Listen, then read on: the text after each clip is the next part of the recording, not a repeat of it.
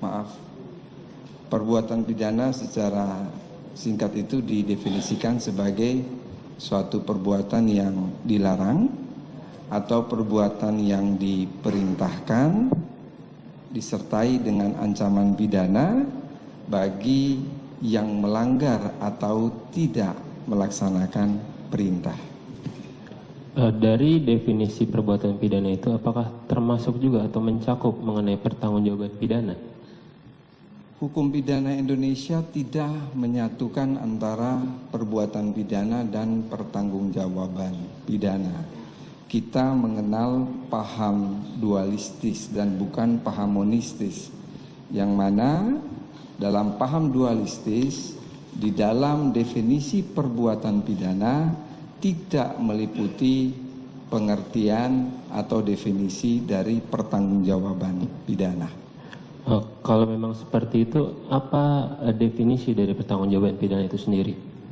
Pada hakikatnya, pertanggungjawaban pidana adalah suatu keadaan yang dia merujuk pada 3 kemampuan.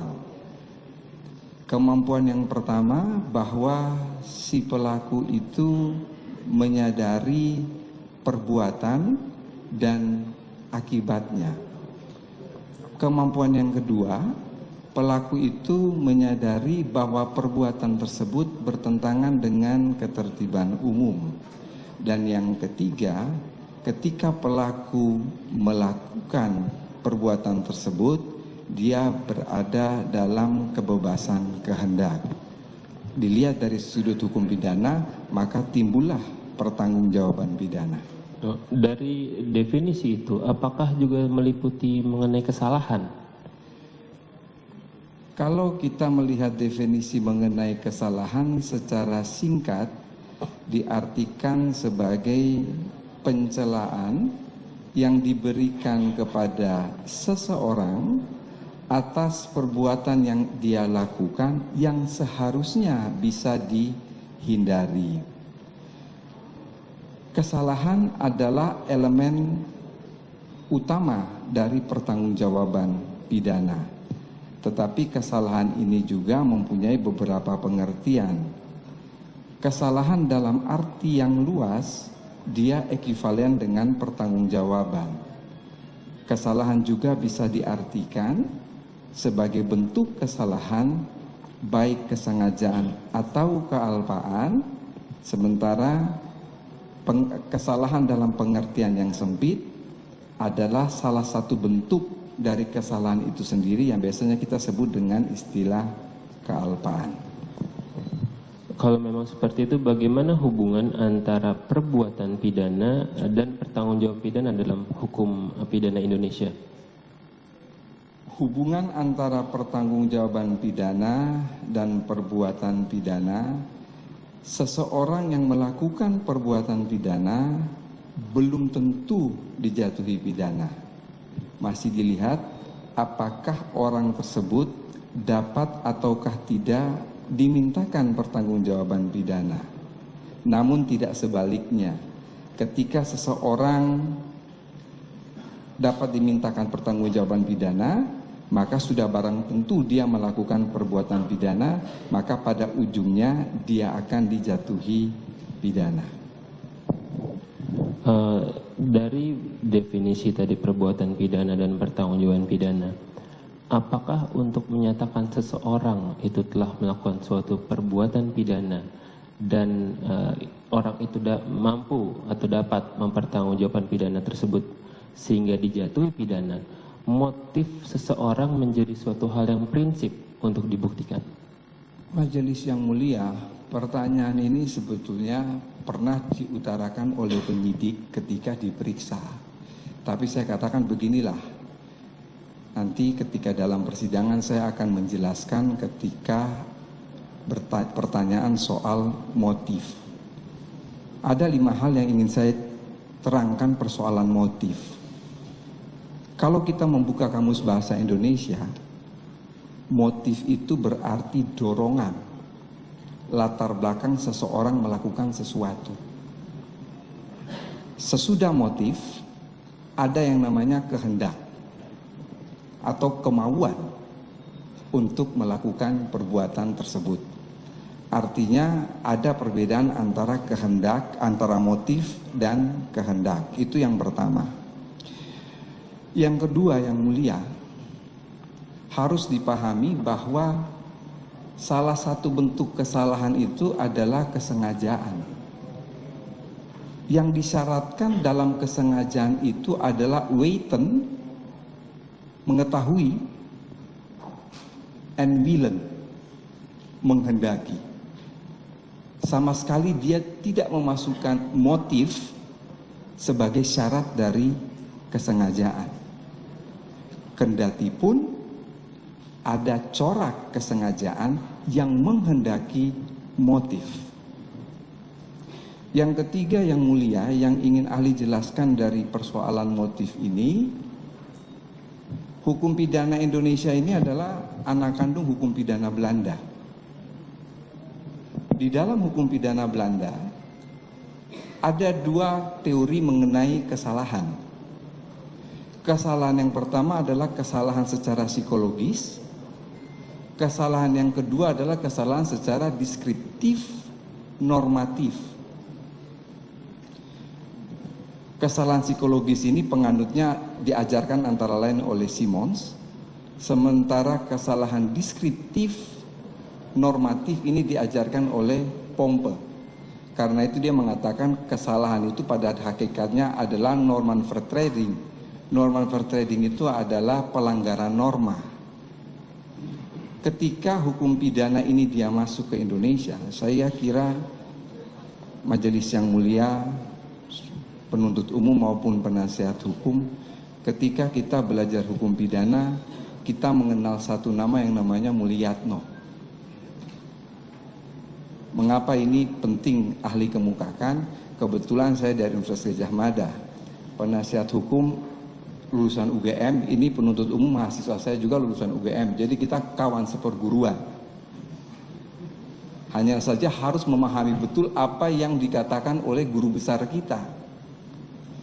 Ketika itu diadopsi di Indonesia, yang mulia, Mulyatno melepaskan kesalahan secara psikologis. Yang digunakan adalah kesalahan secara normatif deskriptif. Ini pertama kali dikemukakan dalam pidato pengukuhan Mulyatno sebagai guru besar hukum pidana dalam upacara Disnatalis Universitas Gadjah Mada pada tanggal 19 Desember 1955. Dan sejak itu merubah praktek hukum di Indonesia maupun dari segi teoretik. Mengapa? Karena deskriptif normatif itu dia hanya ketika satu perbuatan memenuhi unsur delik dan perbuatan itu yang dimaksudkan oleh pembentuk undang-undang selesai. Deskriptif normatif meletakkan motif itu di luar persoalan perbuatan pidana. Mengapa Mulyatno mengemukakan ini yang mulia? Jangan lupa bahwa Mulyatno itu selain seorang guru besar hukum pidana, dia juga adalah jaksa agung muda. Sehingga pola pikir yang dikemukakan oleh Mulyatno, dia mempermudah dalam lapangan penuntutan. Apa yang dikemukakan oleh Mulyatno itu bukan sesuatu yang asal maunya Mulyatno, tetapi dia mengikuti yang tadi ahli katakan, mengikuti pendapat Pompe. Bahwa yang dianut adalah deskriptif normatif. Dan sejak itu dikemukakan yang mulia, dalam praktek pengadilan di Indonesia yang digunakan adalah deskriptif normatif. Sebab kritik Pompe terhadap Simons ketika menggunakan kesalahan dalam pengertian psikologis, maka setiap pengadilan menentukan apakah seseorang itu dapat dipertanggungjawabkan, maka dia harus mendatangkan seorang psikiater untuk menentukan apakah orang ini mampu bertanggung jawab ataukah tidak. Itu dianggap terlalu rumit, sehingga digunakanlah deskriptif normatif. Yang keempat yang ingin ahli jelaskan yang mulia, kalau toh digunakan ajaran kesalahan secara psikologis, tetap motif itu adalah sesuatu yang berada di luar perbuatan pidana. Motif itu dipakai sebagai hal yang meringankan atau memberatkan. Tegasnya, motif itu bukan suatu bestandil, bukan suatu elemen dari perbuatan pidana. Yang kelima, tadi ahli jelaskan bahwa untuk melihat apakah motif itu ada ataukah tidak, kita harus melihat pada suatu rumusan delik karena ada kesengajaan yang menghendaki motif. Demikian yang mulia.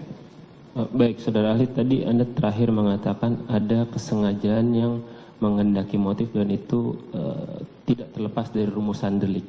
Bisa Anda jelaskan lebih lanjut maksud itu apa? Begini yang mulia. Kita belajar, kita semua fakultas hukum, di semester 2 kita belajar mengenai asas-asas hukum pidana. Di situ kita mengenal corak kesengajaan. Ada corak kesengajaan sebagai maksud, ada corak kesengajaan sebagai kemungkinan, ada corak kesengajaan sebagai kepastian. Di luar 3 corak kesengajaan ini kita mengenal ada yang namanya jenis tipe kesengajaan. Ada kesengajaan berwarna, ada kesengajaan tidak berwarna.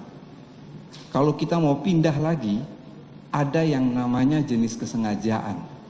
Jenis kesengajaan ini kalau kita jumlahkan yang mulia, mulai dari corak kesengajaan, tipe kesengajaan, sampai jenis kesengajaan, ini jumlahnya ada 18. Dari buku saya ini saya jelaskan satu persatu. Sesudah sidang ini saya akan berikan kepada majelis yang mulia. Contoh konkret yang mulia, pasal di dalam KUHP yang menghendaki motif itu adalah pasal 378 KUHP. Saya bacakan pasal 378.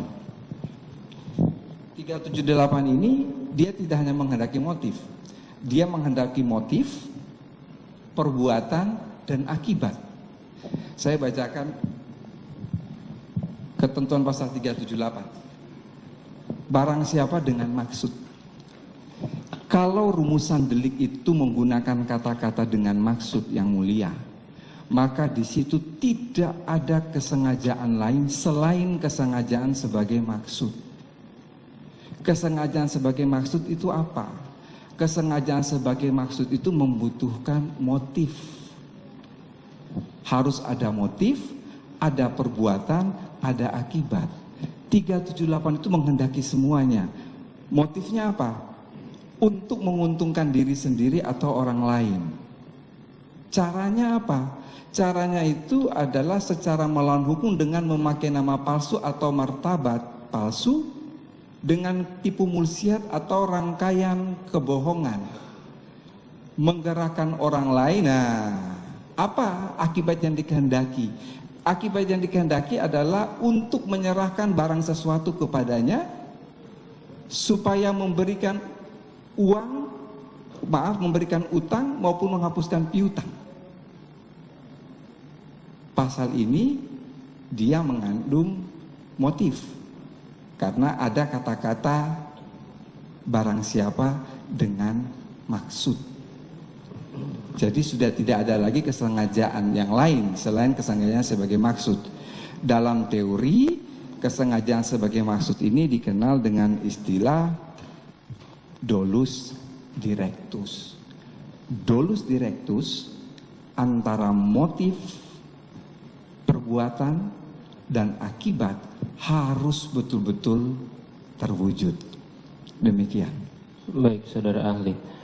Kalau memang seperti itu, apakah pasal 338 tentang pembunuhan dan pasal 340 tentang pembunuhan berencana itu menghendaki adanya motif dalam perbuatan yang tadi sudah dijelaskan dan pertanggungjawaban pidananya? Yang mulia, sidang ini selalu disiarkan oleh beberapa stasiun TV. Saya mengikuti dari awal sampai akhir, kalau biasanya memang ini ada siaran langsung dalam sidang ini. Biasanya selesai sidang ini, saya mendengar beberapa komentator mengenai persidangan. Yang bikin saya tergelitik dalam hati, kadang-kadang komentator itu tidak mengerti apa yang dia komentari. Contoh konkret, ada komentator yang mengatakan bahwa pasal pembunuhan berencana itu membutuhkan motif. Itu menyesatkan. Sekali lagi, itu menyesatkan dan memberikan distorsi informasi. Saya tegaskan bahwa jangankan pasal 338, pasal 340 tentang pembunuhan berencana itu sama sekali tidak membutuhkan motif. Kata-kata berencana yang ada di dalam konstruksi pasal 340 dalam konteks teori namanya dolus premeditatus. Dolus premeditatus itu mensyaratkan 3 hal. 3 hal itu, 3 syarat. Yang pertama, pelaku ketika memutuskan kehendak untuk melakukan itu dalam keadaan tenang. Kedua, ada tenggang waktu yang cukup antara memutuskan kehendak dan melaksanakan perbuatan. Dan yang ketiga, pelaksanaan perbuatan itu dilakukan dalam keadaan tenang. Jadi dolus premeditatus dalam konteks pasal 340 ini dia memberikan gap, memberikan batasan dengan pasal 338. Kalau pasal 338 itu delik pembunuhan biasa, yang dalam konteks teori kita katakan sebagai dolus repentinus. Sementara dolus premeditatus itu harus membutuhkan pemikiran yang matang. Tetapi saya tegaskan itu dia tidak membutuhkan motif. Demikian. Baik, ketegasan sekali lagi, pembunuhan dan pembunuhan berencana tidak menghendaki motif? Saya kira jawaban saya tegas dan jelas yang mulia. Sehingga mengapa saya sudah memfotokopi buat yang mulia, sejarah pembentukan pasal 340 KUHP di Belanda dalam bukunya Jan Remeling ini dijelaskan secara gamblang bahwa pasal 340 KUHP itu tidak membutuhkan motif. Meletakkan motif itu jauh di luar rumusan delik. Jadi Jan Remeling ini adalah dia hoogleraar ya, guru besar dari Rijksuniversiteit van Groningen, tapi juga Jaksa Agung Belanda waktu itu, yang doorwerk bersama Hassewinkel Suringha menulis buku ini. Dan kemudian dia mengutip pendapat Van Veen ketika perumusan pasal 340 KUHP di negeri Belanda yang kemudian diterapkan secara konkordasi beginselen ke dalam KUHP Indonesia. Di situ ada perdebatan, apakah kita mau merumuskan pasal pembunuhan itu sama dengan KUHP Jerman ataukah tidak. Kalau KUHP Jerman dia membutuhkan motif. Ini dijelaskan dalam halaman 171 bukunya Jan Remeling, sehingga kemudian dengan mengutip pendapat Van Veen dikatakan di situ bahwa rumusan pembunuhan dalam KUHP Jerman itu berlawanan dengan prinsip pembuatan undang-undang Belanda yang justru menempatkan motivasi pelaku sejauh mungkin dari rumusan delik. Jadi jangan capek-capek cari motif, karena pasal itu tidak membutuhkan motif.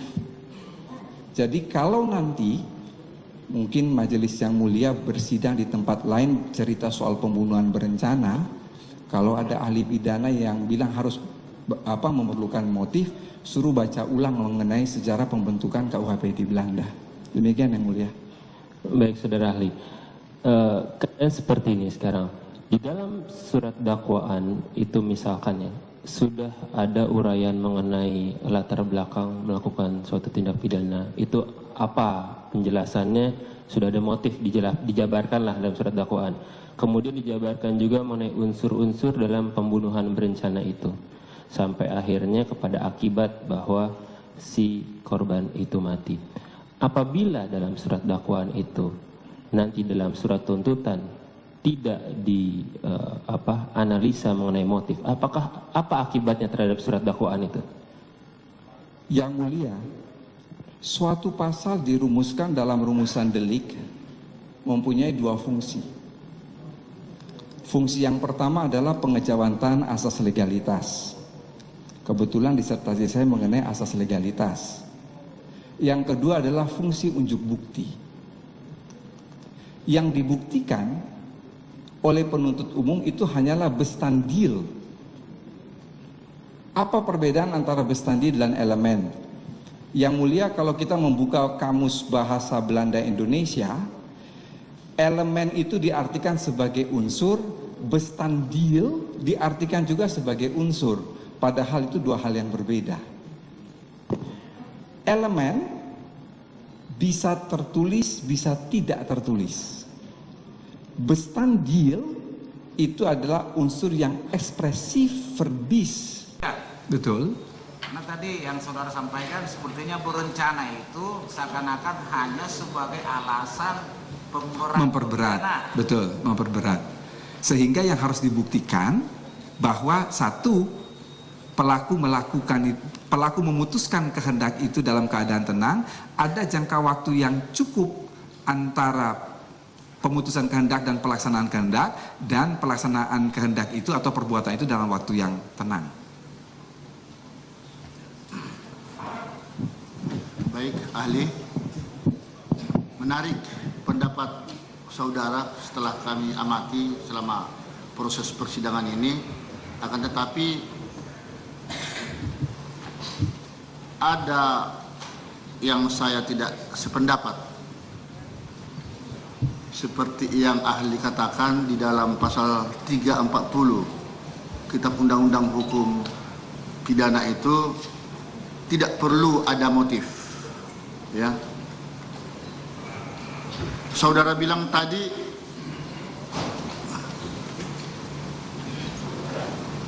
apa mungkin seorang melakukan pembunuhan tanpa rencana? Lalu saudara katakan sangat mungkin, ya kan? Kata berencana bukan motif. Ini hanya untuk memberatkan. Lalu ada atau tidak ada motif tidak menutup kemungkinan seseorang menggunakan perencanaan yang matang. Bukankah sesuatu perencanaan itu tidak termasuk motif? Itu jawab dulu. Begini, tadi ahli sudah menjawab pertanyaan itu ketika kita berbicara dalam konteks yang disebut dengan istilah dolus premeditatus. Ya. Dolus premeditatus itu boleh dikatakan bahwa itu kesengajaan yang ditujukan kepada sebarang orang dan memang dia tanpa motif. Kata-kata di dalam konteks pasal 340 itu dia hanya mengatakan barang siapa dengan sengaja dan rencana terlebih dahulu.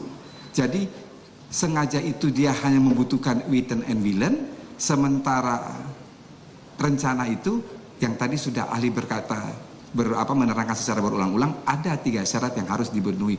Bahwa ada motif ataukah tidak, itu sesuatu hal yang berada di luar rumusan delik itu yang harus dibuktikan, yang mulia. Tapi itu terlalu teori legalistik formal. Prakteknya, mungkinkah saya punya sahabat dengan seseorang tanpa ada sebab, kami tidak pernah bermusuhan, tiba-tiba terjadi baku hantam, bahkan sampai pembunuhan? Kan tidak mungkin.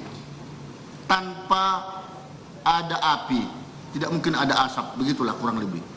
Ini praktek, ini bukan teori. Apa masih tetap saudara bertahan dengan teori saudara itu? Itu teori yang memang dikenal seperti itu. Tapi dalam prakteknya kan beda.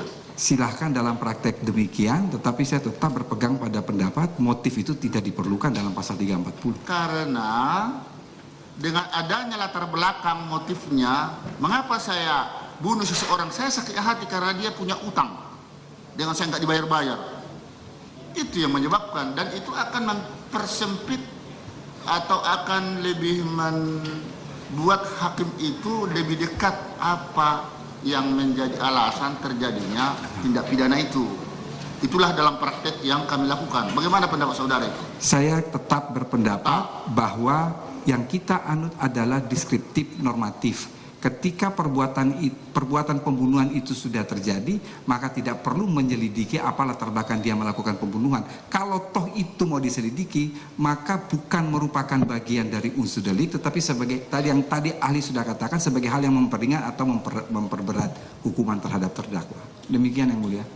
Jadi motif-motif tadi bisa menjadi hal-hal yang memberatkan atau ya, meringankan atau memberatkan. Itu menurut saudara ya? Iya. Karena pendapat ahli tidak selalu juga diterima sepenuhnya oleh majelis. Betul, ya? Yang mulia. Tetapi sejauh mana bisa diterima, nah ini luar biasa. Makanya kami apresiasi sebenarnya pendapat saudara tadi bagus semua, ya. Tapi ada hal-hal yang tidak sependapat itu tadi.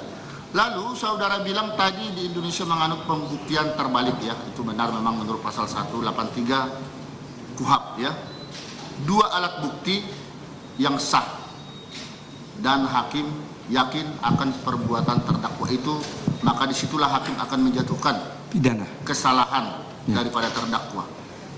Jelaskan dulu sejauh mana sih keyakinan hakim di dalam menjatuhkan kesalahan si terdakwa itu, seperti yang di dalam ketentuan ini diberikan oleh undang-undang, ya, dalam kebebasannya menyatakan terdakwa itu bersalah atau tidak. Ya. Yang mulia, dalam konteks negatif betelek bewis teori di mana hakim menjatuhkan putusan didasarkan pada minimum 2 alat bukti dan keyakinan, ini memang persoalan pembuktian yang tidak mudah. Mengapa tidak mudah? Karena ada unsur objektif dan unsur subjektif. Ketika berbicara mengenai unsur objektif, maka kita masuk pada wilayah minimum bukti. Minimum. Sementara ketika berbicara mengenai keyakinan hakim, itu tidak lain dan tidak bukan adalah hal yang sangat subjektif. Apakah hakim dalam memperoleh keyakinan itu, dia mengambil berdasarkan petunjuk sebagai accessory evidence yang timbul dari kesaksian, dari keterangan terdakwa, ataukah dari surat, itu semua dikembalikan kepada hakim.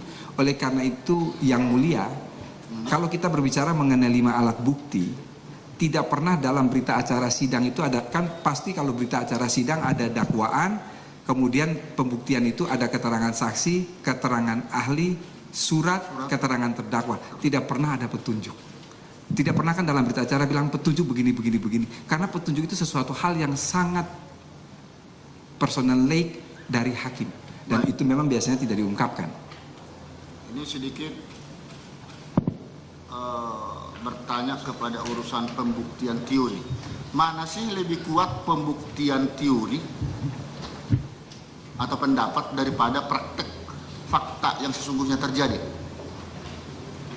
Maksudnya yang mulia saya... Ini kan banyak sekali nih alat-alat bukti termasuk ahli, ya, pendapat-pendapatnya.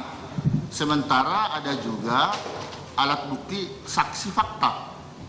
Menurut saudara mana yang lebih kuat pembuktiannya itu? Begini, di dalam konteks teori pembuktian, tadi ahli katakan ada yang dikenal dengan istilah probative evidence. Ya. Probative evidence itu fakta-fakta dari suatu peristiwa hukum yang kemudian menjadi perbuatan pidana, ya, sepanjang fakta-fakta itu bersesuaian antara satu dengan yang lain, maka dia mempunyai kekuatan pembuktian yang sama. Jadi kita juga mengenal di dalam teori pembuktian yang namanya corroborating evidence. Corroborating evidence itu adalah bukti yang satu memperkuat bukti yang lain, atau fakta memperkuat bukti yang satu, atau bukti yang satu memperkuat fakta yang ada. Artinya apa?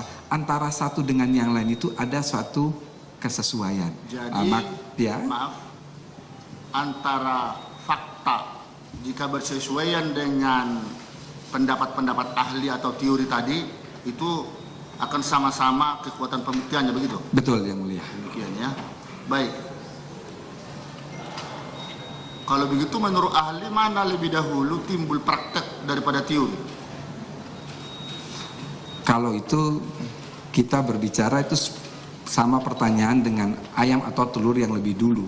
Jadi kalau kita bicara soal teori, jadi kalau kita teori itu digambar seperti limas, di bawah itu ada fenomena-fenomena. Fakta-fakta itu kemudian ada klasifikasi terhadap fakta-fakta. Lalu ada definisi, lalu kemudian ada hipotesa, ada hukum, baru yang paling atas itu adalah teori. Nanti dia kembali lagi seperti itu. Ya, Itu tapi biasanya, ini menurut saya nih, dari praktek itulah dulu muncul, ya terbukti, terjadi, itu akhirnya yang dianalisis, akhirnya muncul berbagai teori atau pendapat atau undang-undang. Bagaimana pendapat saudara itu? Tetapi sebaliknya juga, Sebaliknya. kalau di dalam konteks Anglo-Saxon system, dia membangun hukum itu case by case. Jadi dari kasus-kasus, kemudian dia menarik ke yang umum. Tetapi kalau di kita dalam Eropa kontinental tidak. Dalam Eropa kontinental itu ada hukum positif, kemudian hakim mengkonkretkan atau mengkonstatasi hukum positif itu ke dalam satu peristiwa konkret yang bersifat khusus. Kalau kita dalam Eropa kontinental sistem, dia berbicara bukan persoalan fakta-fakta dulu lalu kemudian ditarik menjadi suatu teori, tetapi sebaliknya. Jadi dia berpikir dari hal yang bersifat umum itu, dia konstatasi kepada hal yang khusus. Baik, itu hanya untuk menambah wawasan ya. Baik, sekarang ada tadi sudah disinggung Ketua Majelis, tadi sebenarnya sudah dipertanyakan, namun ini mau memperdalam terkait CCTV. Ini ada fakta kejadian seperti yang kita saksikan bersama selama persidangan, ya. Baik menurut flash disk atau video maupun menurut pembuktian dari jaksa penuntut umum atau ahli-ahli toksikologi ya, setelah dijumbo begitu. Ini dari berbagai peristiwa gambar itu kan diperoleh, akhirnya CCTV itu memang menggambarkan peristiwa nyata, kan begitu. Dapatkah saudara jelaskan sejauh mana kekuatan pembuktian CCTV tersebut? Seperti yang sudah dicatat tadi oleh saudara, ini teknologi informasi. Tetapi di dalam KUHP itu belum diatur. Ya, dalam pasal 184 KUHP itu bagaimana? Iya. Penjelasan saudara tentang kekuatan pembuktian semacam CCTV tersebut. Iya. Jadi ada dua hal yang ingin ahli katakan, Yang Mulia. Yang pertama adalah tadi sebetulnya sudah ditanyakan oleh penuntut umum bahwa memang di dalam KUHP kita tidak mengatur mengenai alat bukti elektronik. Tetapi jika kita merujuk kepada Undang-Undang Informasi dan Transaksi Elektronik, keberadaan dokumen elektronik termasuk di dalamnya adalah rekaman CCTV dan lain sebagainya, dia masuk dalam konteks bukti elektronik. Itu yang pertama. Yang kedua, ketika bertanya mengenai bagaimana kekuatan pembuktiannya, selama CCTV itu tidak direkayasa, menampilkan apa adanya, maka boleh dikatakan dia memiliki kekuatan pembuktian yang penuh, yang tadi ahli katakan sebagai suatu probatio plena atau bukti kuat yang tidak terbantahkan. Demikian Yang Mulia. Baik. Ini kembali kepada pasal 184 ayat 1 KUHP yang ada 5 alat bukti. Ya, keterangan saksi, keterangan ahli, surat petunjuk, keterangan terdakwa. Jika salah satu alat bukti seperti katakan keterangan terdakwa atau salah satu yang lainnya, ya, itu tidak mengakui perbuatan-perbuatan yang sebagaimana disampaikan oleh alat-alat bukti atau keterangan saksi lain, ya, sejauh mana kekuatan pembuktian penolakan terdakwa atas perbuatan tersebut? Ya. Apakah ini masih nyambung nih? Apakah setelah dikaitkan dengan petunjuk dan alat bukti lain tadi, ini 1:4. Bagaimana sikap hakim di dalam mengambil keputusan seperti itu? Ya, yang mulia, ini ada dua hal yang ingin ahli jawab. Yang pertama, jangan lupa bahwa terdakwa itu punya hak ingkar. Terdakwa punya hak ingkar. Dia boleh mengingkari apapun yang dituduhkan, yang didakwakan kepadanya. Itu hak terdakwa, harus diakui. Dia punya hak ingkar dalam rangka menjamin objektivitas peradilan. Persoalannya sekarang adalah apa yang dia ingkari itu terbukti ataukah tidak. Pertanyaan yang kedua, kalau sekarang ada alat bukti saksi, ada alat bukti ahli, alat bukti surat, ditambah dengan petunjuk yang timbul dari surat atau timbul dari keterangan saksi, kemudian ini terdakwa mengingkari sepenuhnya, ini kita masuk pada konteks teori pembuktian yang namanya preponderance of the evidence. Preponderance of the evidence ini adalah bobot bukti.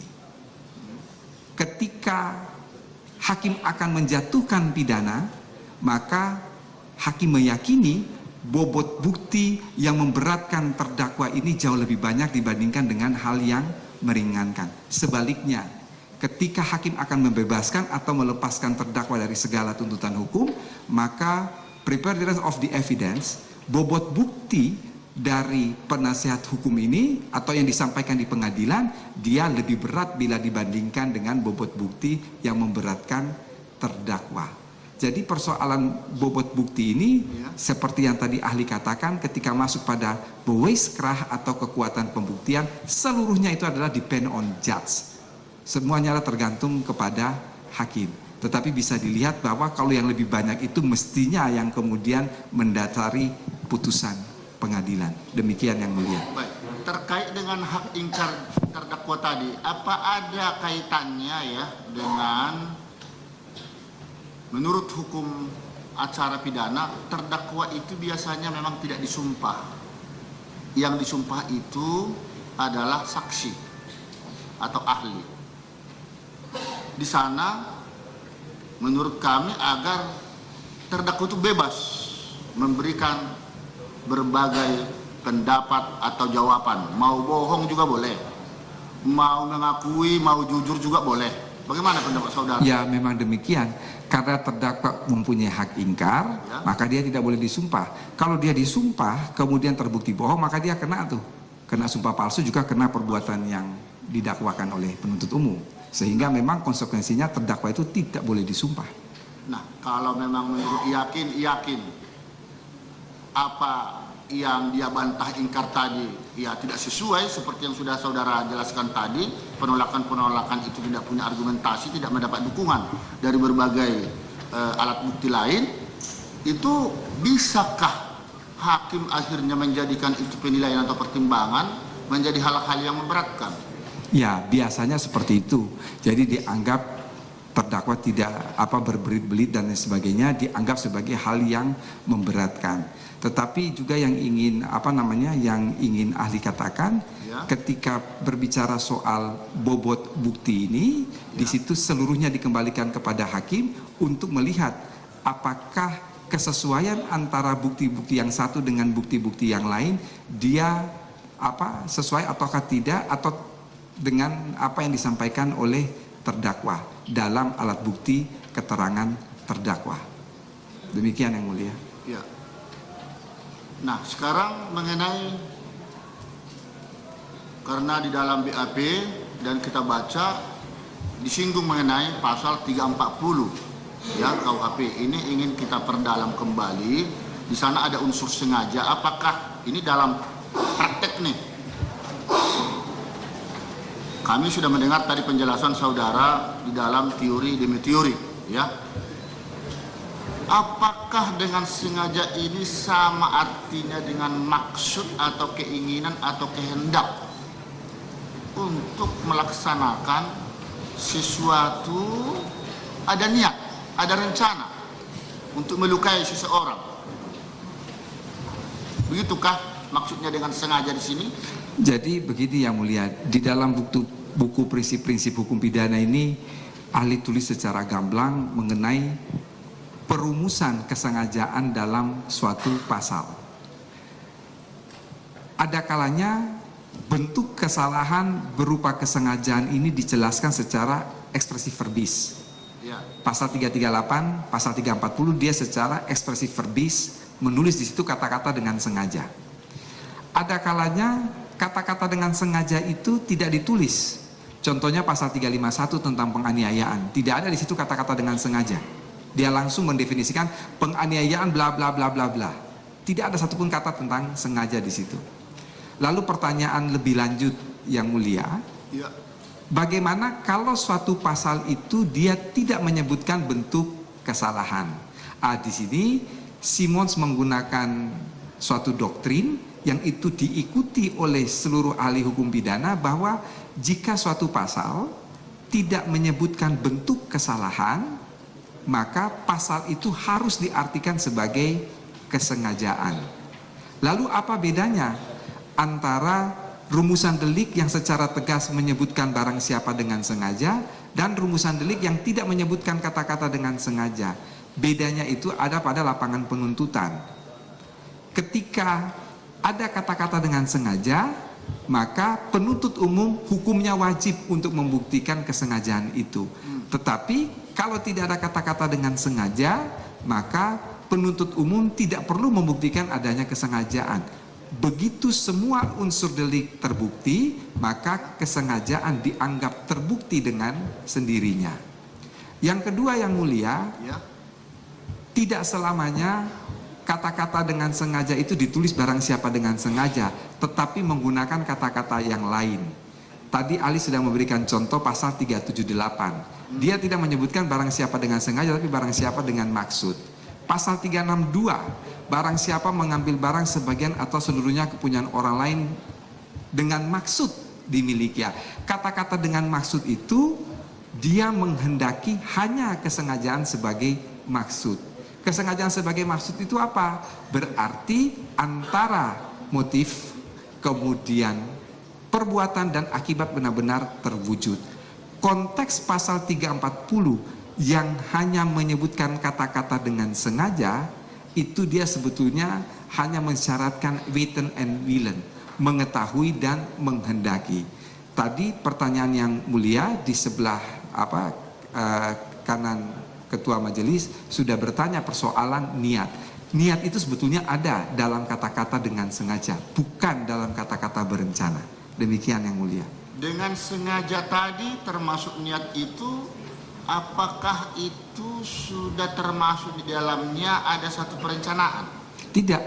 Karena dalam pasal 340 dikatakan barang siapa dengan sengaja dan berencana dan rencana terlebih dahulu. Jadi rencana itu tadi untuk menjelaskan tiga hal itu tadi. Baik, saudara bilang tadi perencanaan itu jangka waktunya masih ada. Betul. Tidak pada seketika itu. Iya. Sejauh mana tenggang waktu perencanaan itu? Antara tengah waktu dengan apa yang mulia? Ya, melakukan sesuatu tindak pidana. Itu tidak ada satu ukuran yang pasti, tetapi yang penting bahwa antara pemutusan kehendak dan kemudian pelaksanaan kehendak itu ada jangka waktu yang bisa dipikirkan secara matang dalam pengertian bisa menghentikan perbuatan tersebut. Coba jelaskan dulu bagaimana tahapan namanya berencana ya. Pasti ada berbagai persiapan. Ulang sekali lagi. Berencana itu menuju pada 3 syarat. Syarat yang pertama, ada pemutusan kehendak dari pelaku secara tenang. Jadi dia memutuskan kehendak itu secara tenang, tidak tiba-tiba muncul begitu. Ya. Kemudian yang kedua, antara pemutusan kehendak dan pelaksanaan kehendak atau perbuatan ada jangka waktu yang cukup untuk dia memikirkan apakah ini kehendak mau diteruskan sebagai perbuatan ataukah tidak. Kemudian yang ketiga, perbuatan itu dilakukan atau pelaksanaan kehendak itu juga dilakukan dalam keadaan tenang. Baik. Apakah dalam perencanaan seperti tahapan tadi itu dapat dikualifikasi ada satu sistemik di sini atau terpola atau terencana? Kalau kita kembali kepada 3 syarat itu, 3 syarat itu bersifat mutlak.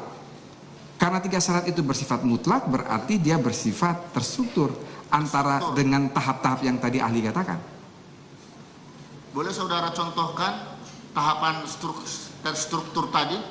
Misalnya ketika saya berniat untuk membunuh seseorang dengan sebilah pisau, saya membeli pisau, saya memutuskan saya mau membunuh si A nih dengan sebilah pisau, maka saya sudah memutuskan kehendak itu. Lalu kemudian saya membeli pisau, saya mengasahnya, saya berjalan di rumah ke rumah si A itu, kemudian mendapatkan si A, lalu saya menghujam dia dengan tusukan pisau tersebut.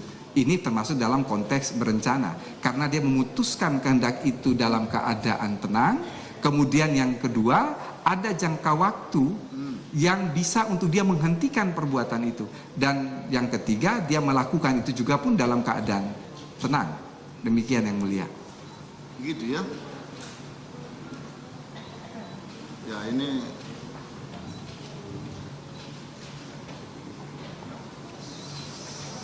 kalau kita misalnya ya mau melakukan sesuatu kehendak, keinginan untuk melukai seseorang, dan kebetulan seseorang itu teman sendiri atau sahabat, apakah dalam hal ini ada satu maksud kami begini, apakah sampai hati orang itu melakukan sesuatu itu, kehendak tadi, seharusnya menyuruh orang lain dong. Nah ini bagaimana di sini menurut pendapat saudara, kalau kan tidak tertutup memang kemungkinan untuk melukai seseorang itu apakah orang lain atau yang tak kenal. Kan alat bukti yang sah. Sebetulnya ketika kita berbicara mengenai rekaman CCTV, kita berbicara mengenai persoalan telekonferensi, ini kan adalah kemajuan elektronik, kemajuan teknologi yang sebetulnya dia lebih mengarah kepada mempermudah suatu proses hukum yang tadinya rumit itu lalu menjadi terbuka dan jelas. Yang mulia, ada perbedaan pembuktian di dalam konteks perdata dan dalam konteks pidana. Kalau di dalam konteks perdata yang mulia, orang yang melakukan transaksi jual beli, orang yang melakukan hubungan hukum keperdataan, para pihak sedapat mungkin berusaha untuk mengadakan barang bukti, untuk mengadakan bukti. Maksudnya apa? Supaya jika terjadi dispute, terjadi sengketa di kemudian hari, masing-masing pihak datang membawa bukti untuk saling memperkuat. Ini berbeda dalam perkara pidana. Pelaku kejahatan itu semaksimal mungkin akan berusaha menghilangkan bukti. Oleh karena itu, dengan adanya kemajuan teknologi sebetulnya mencoba membuka kunci yang gelap dalam persoalan pembuktian itu menjadi sesuatu hal yang sebetulnya mempermudah pembuktian apabila itu memang sudah terlihat secara jelas, terang dan nyata. Kembali kepada persoalan telekonferensi, saya termasuk ahli yang berpendapat bahwa kesaksian melalui telekonferensi itu adalah sah. Mengapa sah? Kita melihat filosofis. Mengapa saksi itu harus memberikan keterangan di depan sidang pengadilan? Supaya hakim, penuntut umum, penasihat hukum bisa melakukan check and recheck. Pertanyaan selanjutnya, apakah melalui telekonferensi itu hakim, penuntut umum, penasihat hukum dapat melakukan check and recheck? Ketika itu dijawab ya, maka itu dia sah sebagai bukti. Kembali kepada persoalan CCTV, secara tegas memang tidak diatur. Tetapi kemudian tadi ahli katakan bisa dimasukkan ke dalam persoalan petunjuk. Mengapa demikian? Karena ranah pembuktian ini kan sebetulnya adalah sesuatu yang gelap di dalam konteks pembuktian pidana. Lalu ini harus membuat menjadi terang. Sehingga hal-hal yang bersifat rumit itu kemudian dicoba atau mencoba untuk mencari bagaimana untuk mengungkapkan kasus itu, ya tentunya dengan memanfaatkan kemajuan teknologi itu. Demikian yang mulia. Terima kasih ahli. Ketika saudara ingin membuat penafsiran tentang CCTV itu menjadi petunjuk, saya melihat saudara telah melunturkan suatu prinsip hukum yang saudara teguhkan tadi sebelum kita istirahat. Saudara justru mengatakan sebenarnya hukum acara itu nggak bisa dilenturkan. Bahkan ketika kita tanya tadi bahwa apakah illegal evidence itu bisa diabaikan atau tidak, Anda mengatakan KUHP sendiri tidak mengatur. Terkesan buat saya sebenarnya nggak bisa diabaikan. Tapi kali ini saudara melunturkannya. Melunturkan pasal bahwa meskipun itu tidak diatur, tapi demi bla bla bla, saudara katakan bisa ditafsirkan kepada petunjuk. Kelihatannya Anda tidak konsisten di sini. Bukan tidak konsisten. Saya kira penasihat hukum keliru menafsirkan persoalan unlawful legal evidence. Unlawful legal evidence, perolehan barang bukti dengan jalan yang tidak sah itu tidak diatur oleh KUHP. Yang sejak awal ketika berbicara mengenai bewijsvoering, cara menemukan, mengumpulkan dan menyampaikan bukti di pengadilan itu harus sesuai dengan aturan. Apa konsekuensinya? Kalau itu tidak dilakukan, maka alat bukti itu harus di-ignore. Tetapi saya katakan tadi bahwa KUHP kita tidak mengatur soal itu. Oleh karena itu, tidak serta-merta ketika kita mengatakan bahwa alat bukti elektronik itu bisa dimasukkan ke dalam petunjuk, bukan berarti lalu ini ada kaitannya dengan unlawful legal evidence, karena KUHP kita tidak mengatur soal unlawful legal evidence, sehingga hal-hal yang mempermudah itu bisa dimasukkan di dalam yang tadi ahli katakan alat bukti petunjuk. Justru kecuali kalau ya KUHP kita dia mempersoalkan atau ada sanksi yang tegas mengenai unlawful legal evidence, maka selama alat bukti elektronik itu tidak disebut dalam KUHP, tidak sah dan tidak serta-merta sah. Mengapa demikian? Yang pertama tadi harus ada suatu kepastian dari ahli IT bahwa mengatakan, oh ini asli nih. Kalau masih timbul keraguan, lalu kemudian dibandingkan dengan sumber tempat pengambilannya. Jadi kalau tidak pernah dibandingkan, bagaimana? Ahli IT juga datang, sudah ditanya, nggak dibandingkan ke sini, bagaimana? Susah untuk kita mengatakan bahwa itu adalah asli selama tidak dibandingkan. Kalau memang ada dua sumber, kalau itu diambil dari satu, kalau ini rekaman CCTV kemudian diambil dari sumber, maka untuk menentukan apakah ini ada rekayasa atau tidak, antara yang diambil dan sumbernya ini harus dibandingkan. Betul. Terima kasih. Tadi dikatakan bahwa CCTV itu sebagai petunjuk oleh saya berpendapat sebagai petunjuk, ya. Ya. Kemudian apakah CCTV itu juga bisa diklasifikasikan sebagai barang bukti, rekaman CCTV? Ya, pada dasarnya tadi ahli katakan bahwa KUHP kita membedakan antara barang bukti dan alat bukti. Rekaman CCTV itu adalah physical evidence, dia masuk dalam kategori barang bukti. Cuman barang bukti itu kemudian ketika kita akan masukkan ke dalam 184 itu kita akan tempatkan di mana? Paling-paling dia hanya ditempatkan pada persoalan petunjuk. Karena dia bukan keterangan saksi, dia bukan keterangan ahli, dia bukan surat. Kemudian manfaat barang bukti di dalam pembuktian itu apa? Tidak lain dan tidak bukan adalah untuk memperkuat keyakinan hakim. Sedangkan pengetahuan hakim tadi, bagaimana kedudukannya di dalam pembuktian? Sama halnya, tadi ahli katakan bahwa sebetulnya petunjuk itu menurut bahasa aslinya dia bukan petunjuk tetapi merupakan pengetahuan hakim. Sesuatu yang inheran melekat pada hakim yang mulia.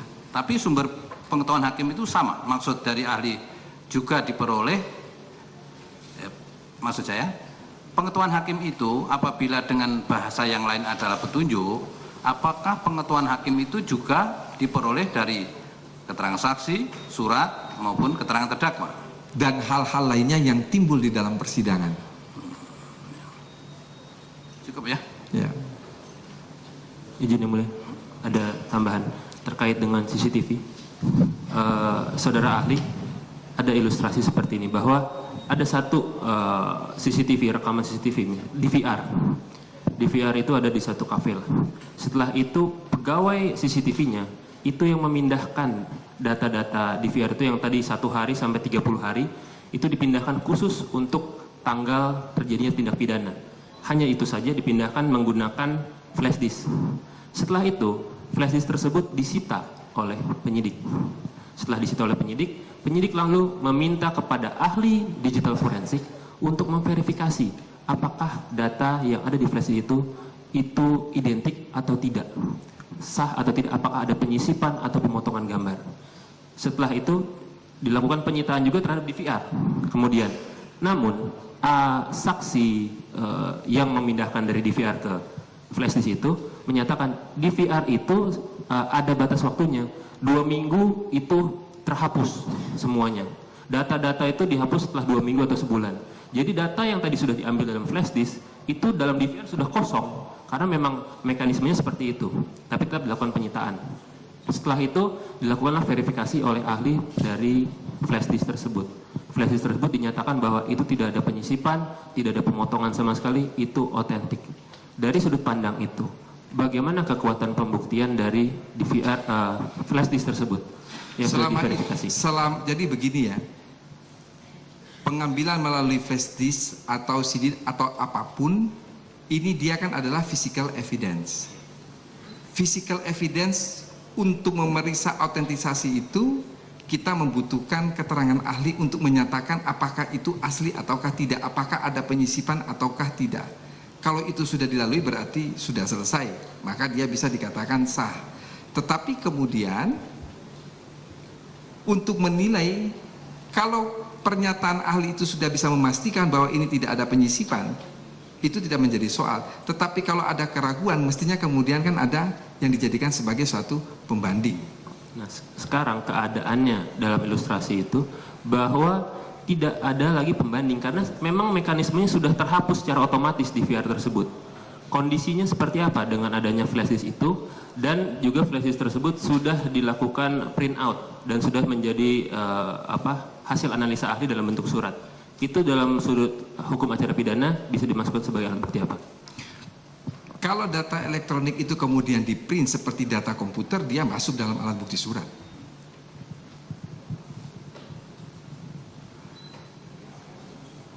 Cukup yang mulia. Ada tanggapan dari terdakwa atas keterangan ahli?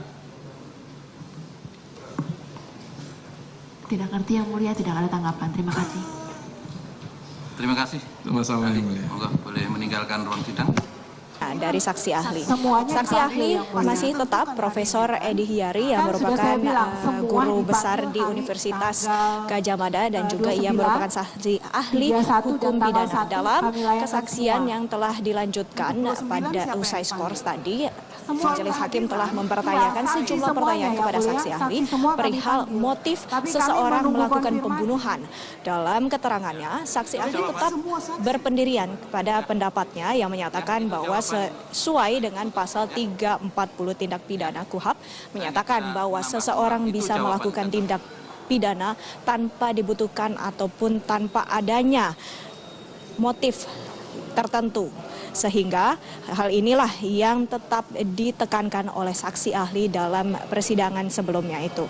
Dan juga apabila perbuatan tersebut merupakan perbuatan yang disengaja dan berencana, seseorang pun tidak harus dilandaskan atas motif tertentu.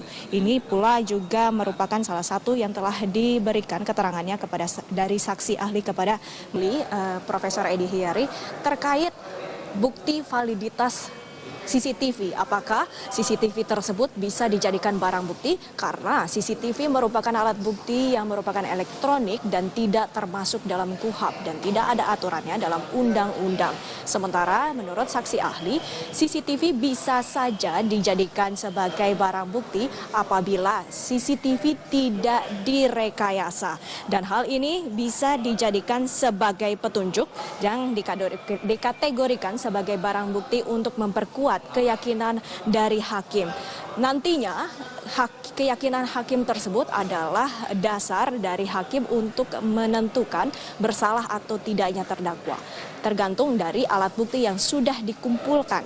Dan hal tersebut juga disampaikan kembali oleh Profesor Edy Hiary saat ditanya kembali oleh Jaksa Penuntut Umum terkait bagaimana sebenarnya dasar-dasar pengetahuannya apabila CCTV tersebut yang tidak ada dalam undang-undang lantas dipertontonkan. Kasus kopi bersianida yang menyeret Jessica Kumala Wongso ke persidangan menginspirasi seorang pria untuk membuat kopi dengan merek Jessica.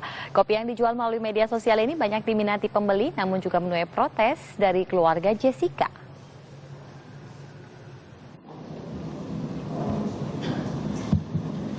Kasus kopi bersianida yang menewaskan Wayan Mirna Salihin dan menyeret Jessica Kumala Wongso ke persidangan menginspirasi seorang pria asal Surabaya, Jawa Timur.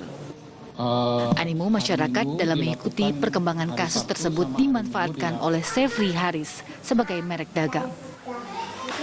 Warga Kedinding Lor ini membuat kopi bungkus dengan merek Jessica.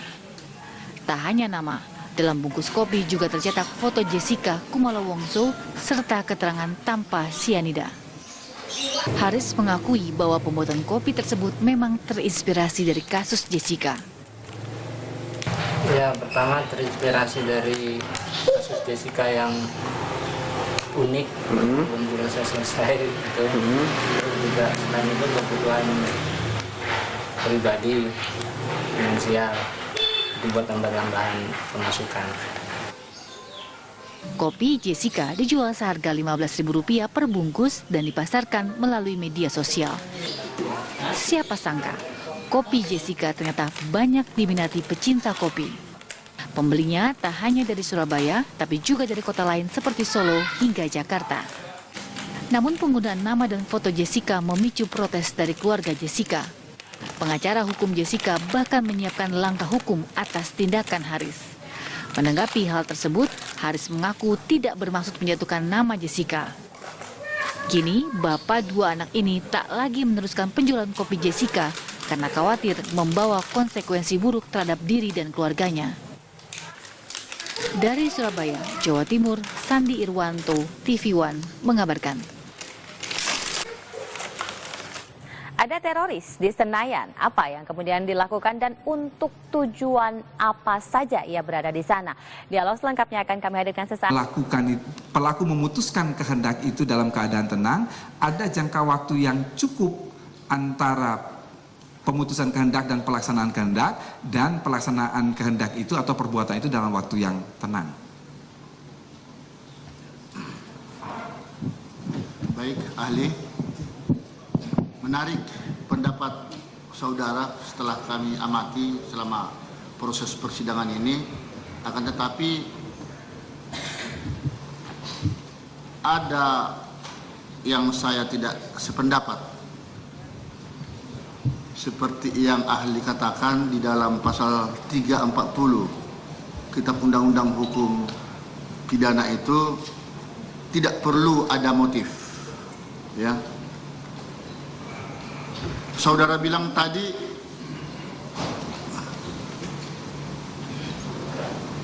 apa mungkin seorang melakukan pembunuhan tanpa rencana? Lalu saudara katakan sangat mungkin, ya kan? Kata berencana bukan motif. Ini hanya untuk memberatkan.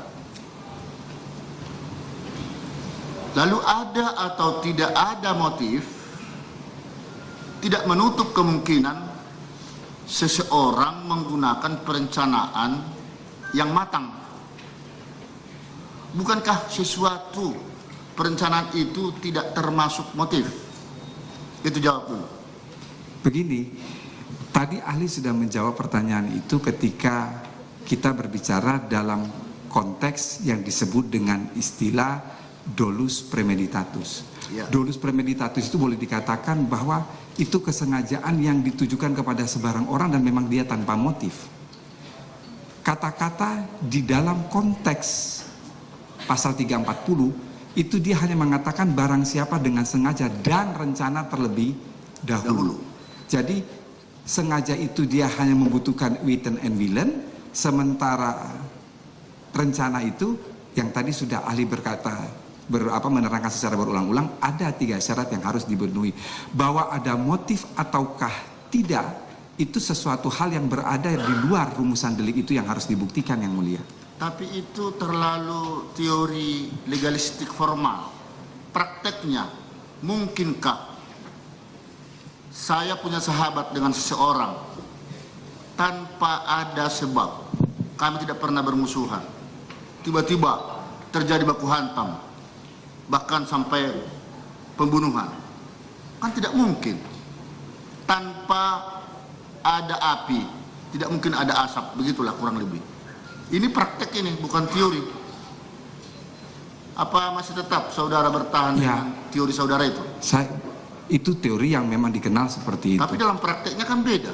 Silahkan dalam praktek demikian, tetapi saya tetap berpegang pada pendapat motif itu tidak diperlukan dalam pasal 340. Karena dengan adanya latar belakang motifnya, mengapa saya bunuh seseorang? Saya sakit hati karena dia punya utang dengan saya nggak dibayar-bayar. Itu yang menyebabkan, dan itu akan mempersempit atau akan lebih membuat hakim itu lebih dekat apa yang menjadi alasan terjadinya tindak pidana itu. Itulah dalam praktek yang kami lakukan. Bagaimana pendapat saudara itu? Saya tetap berpendapat bahwa yang kita anut adalah deskriptif normatif. Ketika perbuatan pembunuhan itu sudah terjadi, maka tidak perlu menyelidiki apa latar belakang dia melakukan pembunuhan. Kalau toh itu mau diselidiki, maka bukan merupakan bagian dari unsur delik, tetapi sebagai yang tadi ahli sudah katakan, sebagai hal yang memperingan atau memperberat hukuman terhadap terdakwa. Demikian yang mulia. Jadi motif-motif tadi bisa menjadi hal-hal yang memberatkan atau meringankan atau memberatkan. Itu menurut saudara ya? Iya. Karena pendapat ahli tidak selalu juga diterima sepenuhnya oleh majelis. Betul, yang mulia. Tetapi sejauh mana bisa diterima, nah ini luar biasa. Makanya kami apresiasi sebenarnya pendapat saudara tadi bagus semua ya. Tapi ada hal-hal yang tidak sependapat itu tadi. Lalu saudara bilang tadi di Indonesia menganut pembuktian terbalik ya. Itu benar memang menurut pasal 183 KUHP ya. 2 alat bukti yang sah dan hakim yakin akan perbuatan terdakwa itu, maka disitulah hakim akan menjatuhkan pidana kesalahan daripada terdakwa. Jelaskan dulu sejauh mana sih keyakinan hakim di dalam menjatuhkan kesalahan si terdakwa itu, seperti yang di dalam ketentuan ini diberikan oleh undang-undang ya, dalam kebebasannya menyatakan terdakwa itu bersalah atau tidak. Ya. Yang mulia, dalam konteks negatif betelak bewis teori di mana hakim menjatuhkan putusan didasarkan pada minimum 2 alat bukti dan keyakinan, ini memang persoalan pembuktian yang tidak mudah. Mengapa tidak mudah? Karena ada unsur objektif dan unsur subjektif. Ketika berbicara mengenai unsur objektif, maka kita masuk pada wilayah minimum bukti. Sementara ketika berbicara mengenai keyakinan hakim, itu tidak lain dan tidak bukan adalah hal yang sangat subjektif. Apakah hakim dalam memperoleh keyakinan itu, dia mengambil berdasarkan petunjuk sebagai asesor evidence yang timbul dari kesaksian, dari keterangan terdakwa, ataukah dari surat, itu semua dikembalikan kepada hakim. Oleh karena itu yang mulia, kalau kita berbicara mengenai 5 alat bukti, tidak pernah dalam berita acara sidang itu ada, kan pasti kalau berita acara sidang ada dakwaan, kemudian pembuktian itu ada keterangan saksi, keterangan ahli, surat, keterangan terdakwa. Tidak pernah ada petunjuk. Tidak pernah kan dalam berita acara bilang petunjuk begini. Karena petunjuk itu sesuatu hal yang sangat personal dari hakim. Dan itu memang biasanya tidak diungkapkan. Ini sedikit bertanya kepada urusan pembuktian teori. Mana sih lebih kuat pembuktian teori atau pendapat daripada praktek fakta yang sesungguhnya terjadi? Maksudnya yang mulia saya... Ini kan banyak sekali nih alat-alat bukti termasuk ahli ya, pendapat-pendapatnya. Sementara ada juga alat bukti saksi fakta. Menurut saudara mana yang lebih kuat pembuktiannya itu? Begini, di dalam konteks teori pembuktian, tadi ahli katakan ada yang dikenal dengan istilah probative evidence.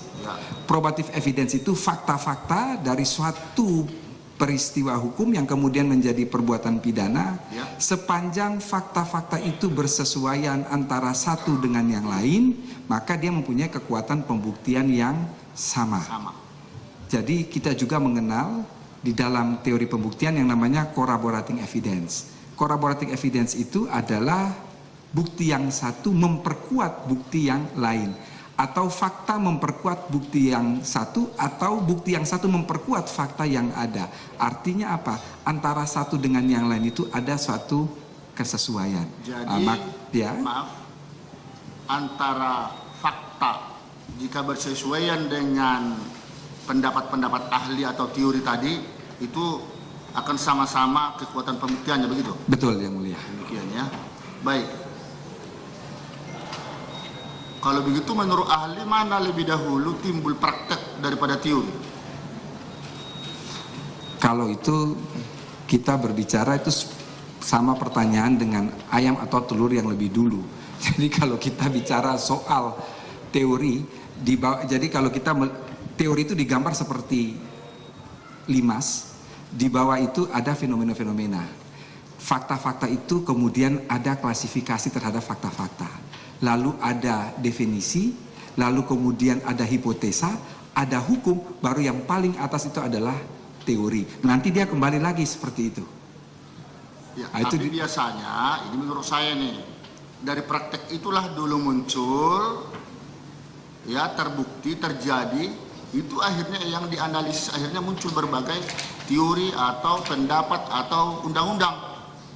Bagaimana pendapat saudara itu? Tetapi sebaliknya juga. Sebaliknya. Kalau di dalam konteks Anglo-Saxon system, dia membangun hukum itu case by case. Jadi dari kasus-kasus, kemudian dia menarik ke yang umum. Tetapi kalau di kita dalam Eropa kontinental tidak. Dalam Eropa kontinental itu ada hukum positif, kemudian hakim mengkonkretkan atau mengkonstatasi hukum positif itu ke dalam satu peristiwa konkret yang bersifat khusus. Kalau kita dalam Eropa kontinental sistem, dia berbicara bukan persoalan fakta-fakta dulu lalu kemudian ditarik menjadi suatu teori, tetapi sebaliknya. Jadi dia berpikir dari hal yang bersifat umum itu, dia konstatasi kepada hal yang khusus. Baik, itu hanya untuk menambah wawasan ya. Baik, sekarang ada tadi sudah disinggung Ketua Majelis, tadi sebenarnya sudah dipertanyakan, namun ini mau memperdalam terkait CCTV. Ini ada fakta kejadian seperti yang kita saksikan bersama selama persidangan, ya. Baik menurut flash disk atau video maupun menurut pembuktian dari jaksa penuntut umum atau ahli-ahli toksikologi ya, setelah dijumbo begitu. Ini dari berbagai peristiwa gambar itu. Maaf, perbuatan pidana secara singkat itu didefinisikan sebagai suatu perbuatan yang dilarang atau perbuatan yang diperintahkan disertai dengan ancaman pidana bagi yang melanggar atau tidak melaksanakan perintah. Dari definisi perbuatan pidana itu apakah termasuk juga atau mencakup mengenai pertanggungjawaban pidana? Hukum pidana Indonesia tidak menyatukan antara perbuatan pidana dan pertanggungjawaban pidana. Kita mengenal paham dualistis dan bukan paham monistis, yang mana dalam paham dualistis, di dalam definisi perbuatan pidana tidak meliputi pengertian atau definisi dari pertanggungjawaban pidana. Kalau memang seperti itu, apa definisi dari pertanggungjawaban pidana itu sendiri? Pada hakikatnya, pertanggungjawaban pidana adalah suatu keadaan yang dia merujuk pada 3 kemampuan. Kemampuan yang pertama, bahwa si pelaku itu menyadari perbuatan dan akibatnya. Kemampuan yang kedua, pelaku itu menyadari bahwa perbuatan tersebut bertentangan dengan ketertiban umum. Dan yang ketiga, ketika pelaku melakukan perbuatan tersebut, dia berada dalam kebebasan kehendak. Dilihat dari sudut hukum pidana, maka timbullah pertanggungjawaban pidana. Dari definisi itu, apakah juga meliputi mengenai kesalahan? Kalau kita melihat definisi mengenai kesalahan secara singkat, diartikan sebagai pencelaan yang diberikan kepada seseorang atas perbuatan yang dia lakukan yang seharusnya bisa dihindari. Kesalahan adalah elemen utama dari pertanggungjawaban pidana. Tetapi kesalahan ini juga mempunyai beberapa pengertian. Kesalahan dalam arti yang luas, dia ekivalen dengan pertanggungjawaban. Kesalahan juga bisa diartikan sebagai bentuk kesalahan, baik kesengajaan atau kealpaan, sementara kesalahan dalam pengertian yang sempit adalah salah satu bentuk dari kesalahan itu sendiri yang biasanya kita sebut dengan istilah kealpaan. Kalau memang seperti itu, bagaimana hubungan antara perbuatan pidana dan pertanggungjawaban pidana dalam hukum pidana Indonesia? Hubungan antara pertanggungjawaban pidana dan perbuatan pidana, seseorang yang melakukan perbuatan pidana belum tentu dijatuhi pidana. Masih dilihat apakah orang tersebut dapat ataukah tidak dimintakan pertanggungjawaban pidana. Namun tidak sebaliknya, ketika seseorang dapat dimintakan pertanggungjawaban pidana, maka sudah barang tentu dia melakukan perbuatan pidana, maka pada ujungnya dia akan dijatuhi pidana. Dari definisi tadi perbuatan pidana dan pertanggungjawaban pidana, apakah untuk menyatakan seseorang itu telah melakukan suatu perbuatan pidana dan orang itu mampu atau dapat mempertanggungjawabkan pidana tersebut sehingga dijatuhi pidana, motif seseorang menjadi suatu hal yang prinsip untuk dibuktikan? Majelis yang mulia, pertanyaan ini sebetulnya pernah diutarakan oleh penyidik ketika diperiksa. Tapi saya katakan beginilah, nanti ketika dalam persidangan saya akan menjelaskan ketika pertanyaan soal motif. Ada 5 hal yang ingin saya terangkan persoalan motif. Kalau kita membuka kamus bahasa Indonesia, motif itu berarti dorongan, latar belakang seseorang melakukan sesuatu. Sesudah motif, ada yang namanya kehendak atau kemauan untuk melakukan perbuatan tersebut. Artinya ada perbedaan antara kehendak, antara motif dan kehendak. Itu yang pertama. Yang kedua yang mulia, harus dipahami bahwa salah satu bentuk kesalahan itu adalah kesengajaan. Yang disyaratkan dalam kesengajaan itu adalah weiten, mengetahui, and willen, menghendaki. Sama sekali dia tidak memasukkan motif sebagai syarat dari kesengajaan. Kendati pun ada corak kesengajaan yang menghendaki motif. Yang ketiga yang mulia, yang ingin ahli jelaskan dari persoalan motif ini, hukum pidana Indonesia ini adalah anak kandung hukum pidana Belanda. Di dalam hukum pidana Belanda ada 2 teori mengenai kesalahan.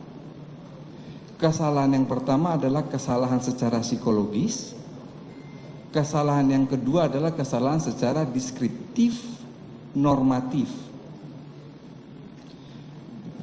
Kesalahan psikologis ini penganutnya diajarkan antara lain oleh Simons, sementara kesalahan deskriptif normatif ini diajarkan oleh Pompe. Karena itu dia mengatakan kesalahan itu pada hakikatnya adalah normal fair trading. Normal fair trading itu adalah pelanggaran norma. Ketika hukum pidana ini dia masuk ke Indonesia, saya kira Majelis yang Mulia, penuntut umum maupun penasihat hukum, ketika kita belajar hukum pidana, kita mengenal satu nama yang namanya Mulyatno. Mengapa ini penting ahli kemukakan?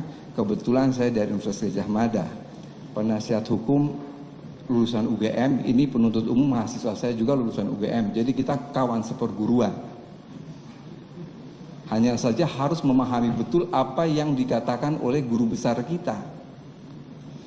Ketika itu diadopsi di Indonesia, yang mulia, Mulyatno melepaskan kesalahan secara psikologis.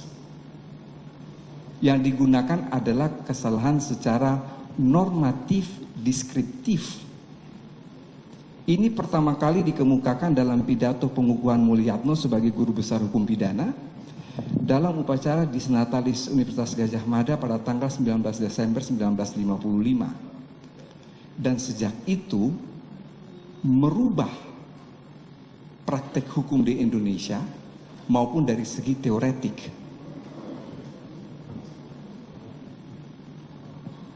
Mengapa? Karena deskriptif normatif itu dia hanya ketika satu perbuatan memenuhi unsur delik dan perbuatan itu yang dimaksudkan oleh pembentuk undang-undang selesai. Deskriptif normatif meletakkan motif itu di luar persoalan perbuatan pidana. Mengapa Mulyatno mengemukakan ini yang mulia? Jangan lupa bahwa Mulyatno itu selain seorang guru besar hukum pidana, dia juga adalah jaksa agung muda. Sehingga pola pikir yang dikemukakan oleh Mulyatno, dia mempermudah dalam lapangan penuntutan. Apa yang dikemukakan oleh Mulyatno itu bukan sesuatu yang asal maunya Mulyatno, tetapi dia mengikuti yang tadi ahli katakan, mengikuti pendapat Pompe. Bahwa yang dianut adalah deskriptif normatif. Dan sejak itu dikemukakan yang mulia, dalam praktek pengadilan di Indonesia yang digunakan adalah deskriptif normatif. Sebab kritik Pompe terhadap Simons ketika menggunakan kesalahan dalam pengertian psikologis, maka setiap pengadilan menentukan apakah seseorang itu dapat dipertanggungjawabkan, maka dia harus mendatangkan seorang psikiater untuk menentukan apakah orang ini mampu bertanggung jawab ataukah tidak. Itu dianggap terlalu rumit, sehingga digunakanlah deskriptif normatif. Yang keempat yang ingin ahli jelaskan yang mulia, kalau toh digunakan ajaran kesalahan secara psikologis, tetap motif itu adalah sesuatu yang berada di luar perbuatan pidana. Motif itu dipakai sebagai hal yang meringankan atau memberatkan. Tegasnya, motif itu bukan suatu bestandil, bukan suatu elemen dari perbuatan pidana.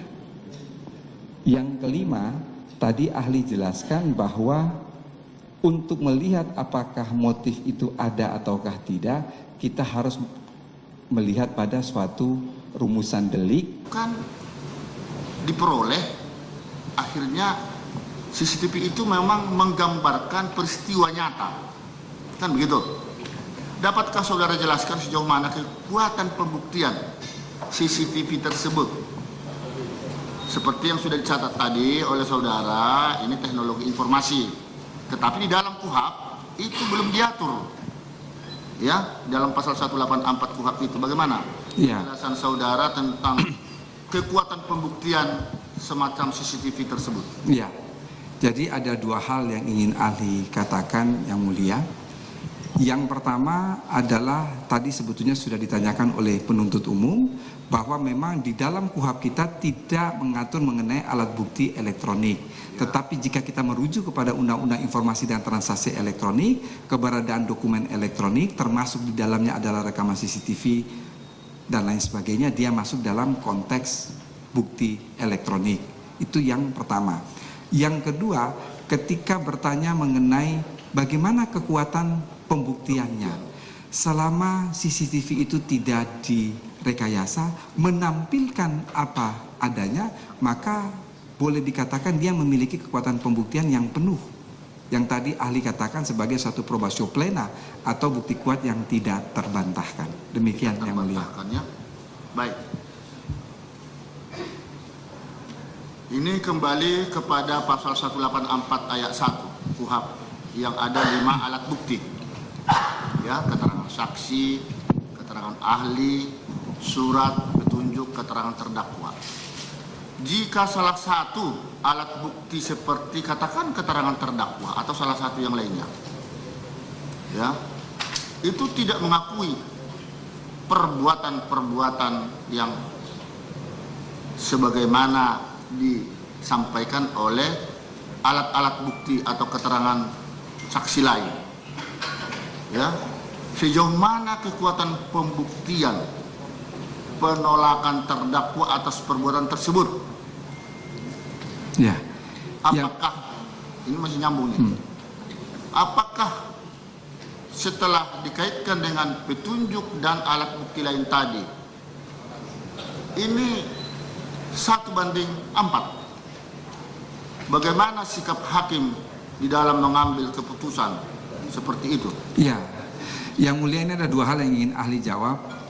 Yang pertama, jangan lupa bahwa terdakwa itu punya hak ingkar.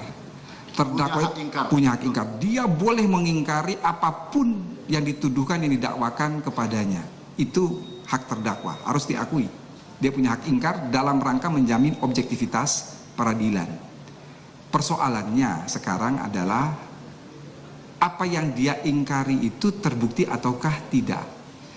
Pertanyaan yang kedua, kalau sekarang ada alat bukti saksi, ada alat bukti ahli, alat bukti surat, ditambah dengan petunjuk yang timbul dari surat atau timbul dari keterangan saksi, kemudian ini terdakwa mengingkari sepenuhnya, ini kita masuk pada konteks teori pembuktian yang namanya preponderance of the evidence.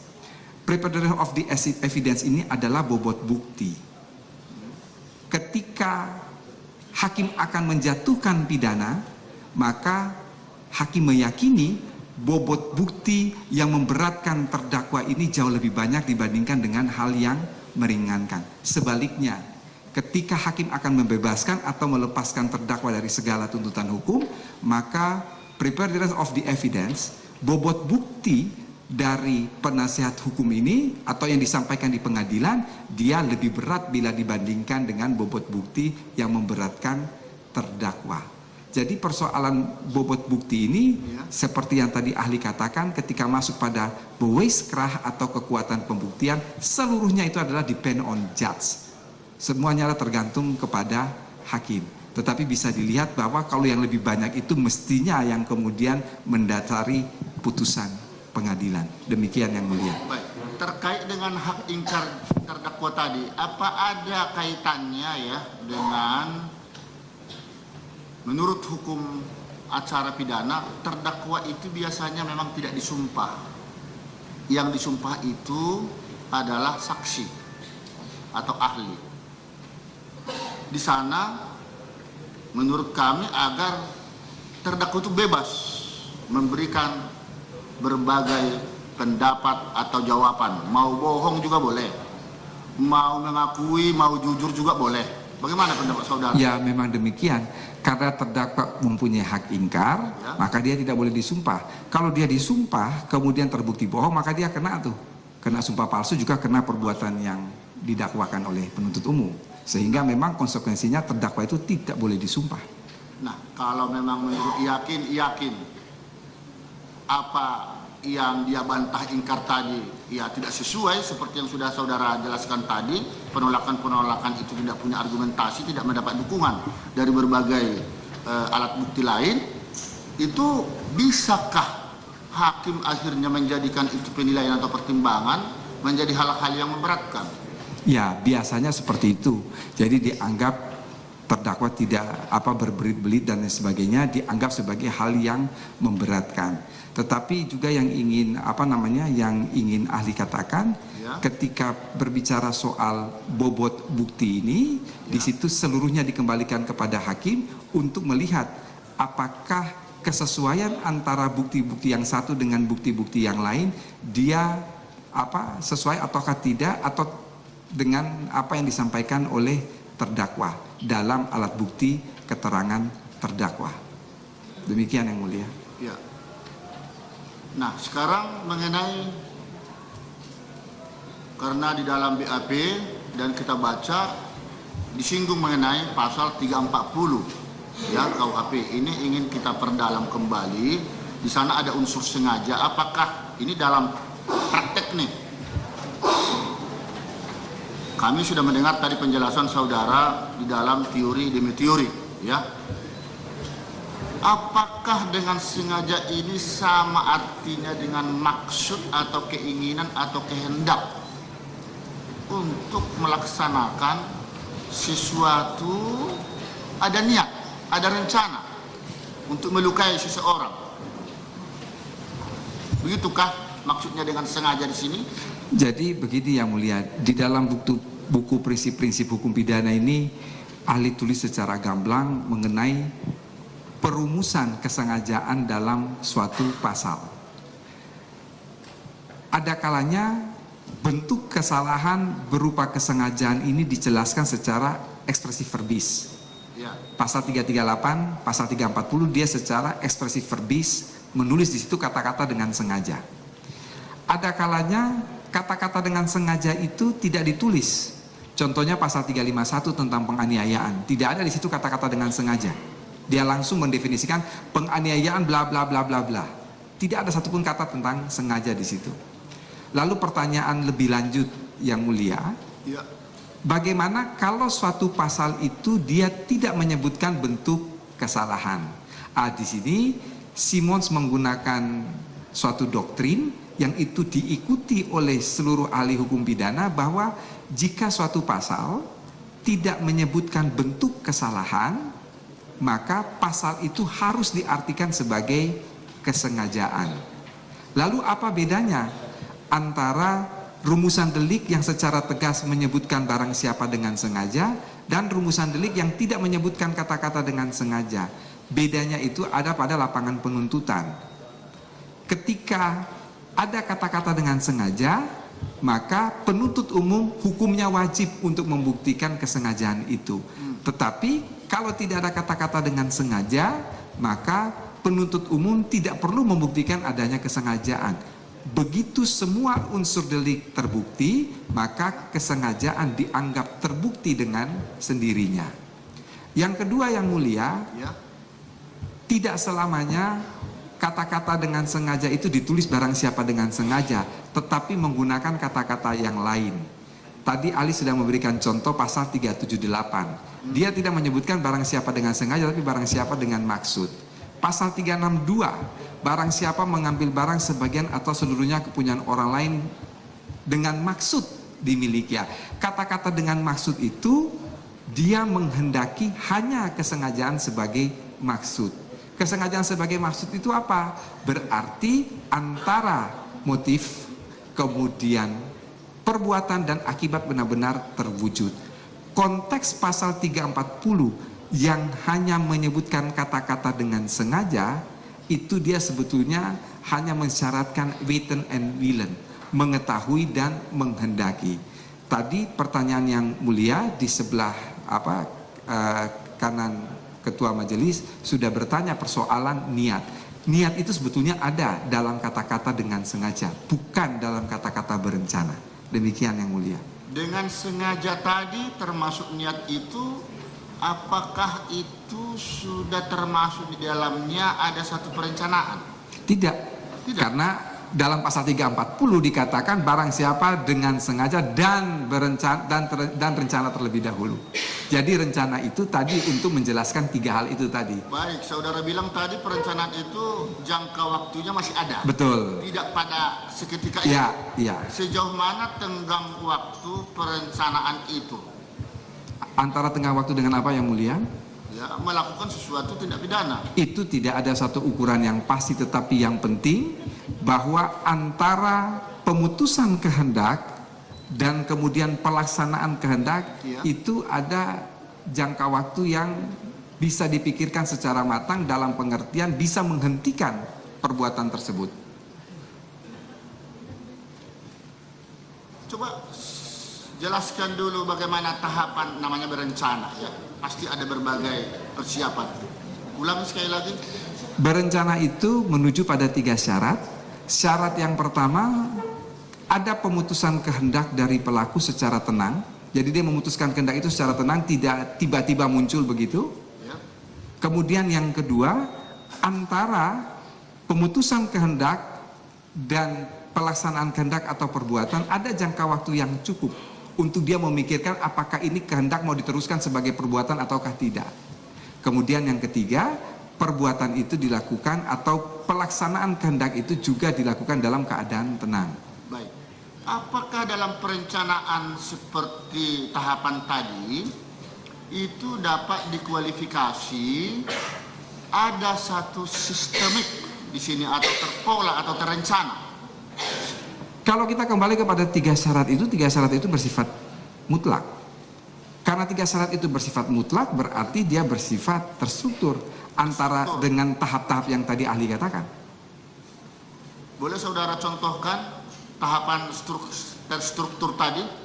Misalnya ketika saya berniat untuk membunuh seseorang dengan sebilah pisau, saya membeli pisau, saya memutuskan saya mau membunuh si A nih dengan sebilah pisau.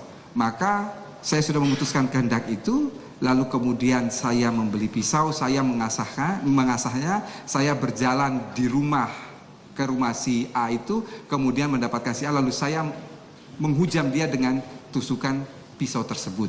Ini termasuk dalam konteks berencana, karena dia memutuskan kehendak itu dalam keadaan tenang.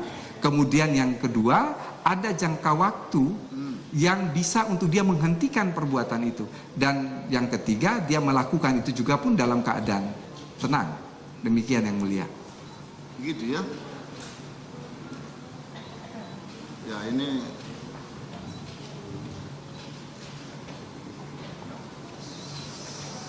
kalau kita misalnya ya mau melakukan sesuatu kehendak, keinginan untuk melukai seseorang dan kebetulan seseorang itu teman sendiri atau sahabat. Apakah dalam hal ini ada satu maksud kami begini, apakah sampai hati orang itu melakukan sesuatu itu kehendak tadi seharusnya menyuruh orang lain dong. Nah ini bagaimana di sini menurut pendapat saudara, kalau kan tidak tertutup memang kemungkinan untuk melukai seseorang itu apakah orang lain atau yang tak kenal? Kan alat bukti yang sah. Sebetulnya ketika kita berbicara mengenai rekaman CCTV, kita berbicara mengenai persoalan telekonferensi, ini kan adalah kemajuan elektronik, kemajuan teknologi yang sebetulnya dia lebih mengarah kepada mempermudah suatu proses hukum yang tadinya rumit itu lalu menjadi terbuka dan jelas. Yang mulia, ada perbedaan pembuktian di dalam konteks perdata dan dalam konteks pidana. Kalau di dalam konteks perdata yang mulia, orang yang melakukan transaksi jual beli, orang yang melakukan hubungan hukum keperdataan, para pihak sedapat mungkin berusaha untuk mengadakan barang bukti, untuk mengadakan bukti. Maksudnya apa? Supaya jika terjadi dispute, terjadi sengketa di kemudian hari, masing-masing pihak datang membawa bukti untuk saling memperkuat. Ini berbeda dalam perkara pidana. pelaku kejahatan itu semaksimal mungkin akan berusaha menghilangkan bukti. Oleh karena itu, dengan adanya kemajuan teknologi sebetulnya mencoba membuka kunci yang gelap dalam persoalan pembuktian itu menjadi sesuatu hal yang sebetulnya mempermudah pembuktian apabila itu memang sudah terlihat secara jelas, terang, dan nyata. Kembali kepada persoalan telekonferensi, saya termasuk ahli yang berpendapat bahwa kesaksian melalui telekonferensi itu adalah sah. Mengapa sah? Kita melihat filosofis. Mengapa saksi itu harus memberikan keterangan di depan sidang pengadilan? Supaya hakim, penuntut umum, penasihat hukum bisa melakukan check and recheck.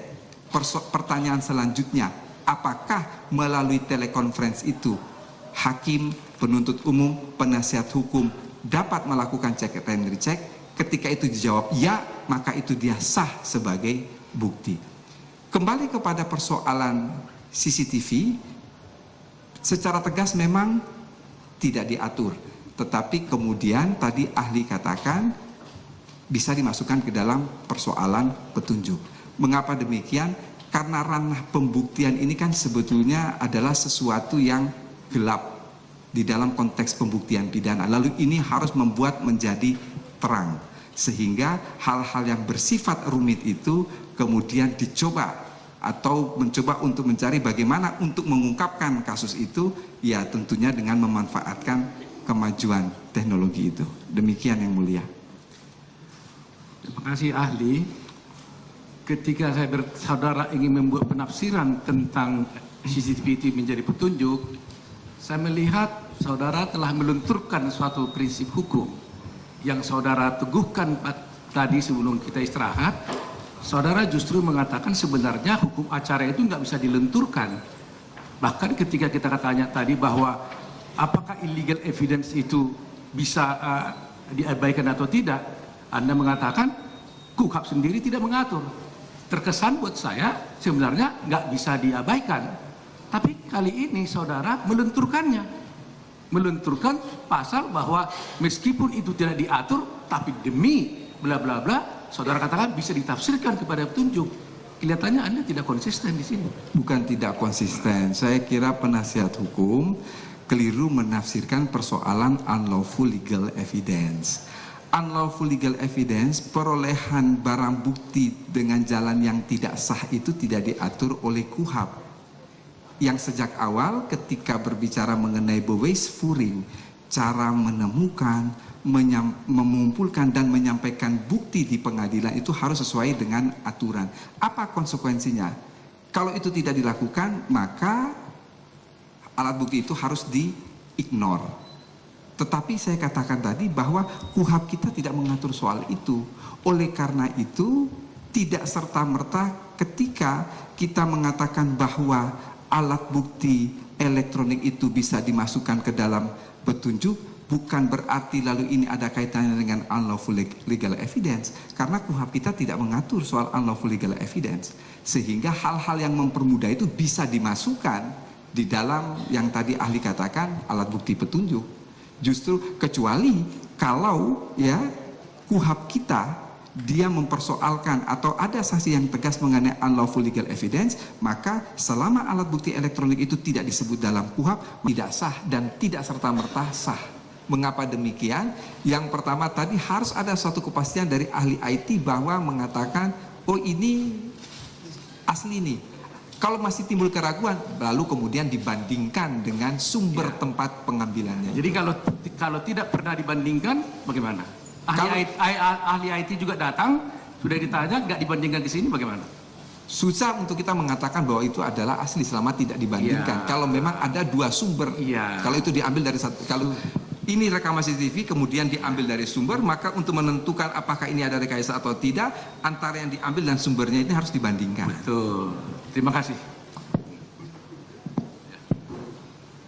Tadi dikatakan bahwa CCTV itu sebagai petunjuk oleh saya berpendapat sebagai petunjuk, ya.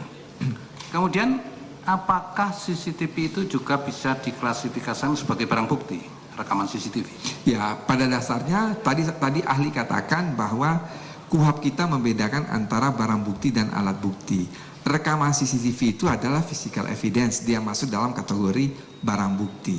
Cuman barang bukti itu kemudian ketika kita akan masukkan ke dalam 184 itu kita akan tempatkan di mana? Paling-paling dia hanya ditempatkan pada persoalan petunjuk. Karena dia bukan keterangan saksi, dia bukan keterangan ahli, dia bukan surat. Kemudian manfaat barang bukti di dalam pembuktian itu apa? Tidak lain dan tidak bukan adalah untuk memperkuat keyakinan hakim. Sedangkan pengetahuan hakim tadi, bagaimana kedudukannya di dalam pembuktian? Sama halnya, tadi ahli katakan bahwa sebetulnya petunjuk itu menurut bahasa aslinya dia bukan petunjuk tetapi merupakan pengetahuan hakim. Sesuatu yang inheran melekat pada hakim yang mulia. Tapi sumber pengetahuan hakim itu sama, maksud dari ahli juga diperoleh, maksud saya, pengetahuan hakim itu apabila dengan bahasa yang lain adalah petunjuk. Karena ada kesengajaan yang menghendaki motif. Demikian yang mulia. Baik, saudara ahli, tadi Anda terakhir mengatakan ada kesengajaan yang menghendaki motif dan itu tidak terlepas dari rumusan delik. Bisa Anda jelaskan lebih lanjut maksud itu apa? Begini yang mulia, kita belajar, kita semua fakultas hukum, di semester 2 kita belajar mengenai asas-asas hukum pidana. Di situ kita mengenal corak kesengajaan. Ada corak kesengajaan sebagai maksud, ada corak kesengajaan sebagai kemungkinan, ada corak kesengajaan sebagai kepastian. Di luar 3 corak kesengajaan ini kita mengenal ada yang namanya jenis kesengajaan, tipe kesengajaan. Ada kesengajaan berwarna, ada kesengajaan tidak berwarna. Kalau kita mau pindah lagi, ada yang namanya jenis kesengajaan. Jenis kesengajaan ini kalau kita jumlahkan yang mulia, mulai dari corak kesengajaan, tipe kesengajaan, sampai jenis kesengajaan, ini jumlahnya ada 18. Dari buku saya ini saya jelaskan satu persatu. Sesudah sidang ini saya akan berikan kepada majelis yang mulia. Contoh konkret yang mulia, pasal di dalam KUHP yang menghendaki motif itu adalah pasal 378 KUHP. Saya bacakan pasal 378. 378 ini dia tidak hanya menghendaki motif. Dia menghendaki motif, perbuatan, dan akibat. Saya bacakan ketentuan pasal 378. Barang siapa dengan maksud. Kalau rumusan delik itu menggunakan kata-kata dengan maksud yang mulia, maka di situ tidak ada kesengajaan lain selain kesengajaan sebagai maksud. Kesengajaan sebagai maksud itu apa? Kesengajaan sebagai maksud itu membutuhkan motif. Harus ada motif, ada perbuatan, ada akibat. 378 itu menghendaki semuanya. Motifnya apa? Untuk menguntungkan diri sendiri atau orang lain. Caranya apa? Caranya itu adalah secara melawan hukum dengan memakai nama palsu atau martabat palsu, dengan tipu mulsiat atau rangkaian kebohongan, menggerakkan orang lain. Nah, apa akibat yang dikehendaki? Akibat yang dikehendaki adalah untuk menyerahkan barang sesuatu kepadanya supaya memberikan memberikan utang maupun menghapuskan piutang. Pasal ini dia mengandung motif karena ada kata-kata barang siapa dengan maksud. Jadi sudah tidak ada lagi kesengajaan yang lain selain kesengajaan sebagai maksud. Dalam teori, kesengajaan sebagai maksud ini dikenal dengan istilah dolus directus. Dolus directus antara motif, perbuatan, dan akibat harus betul-betul terwujud. Demikian. Baik, saudara ahli.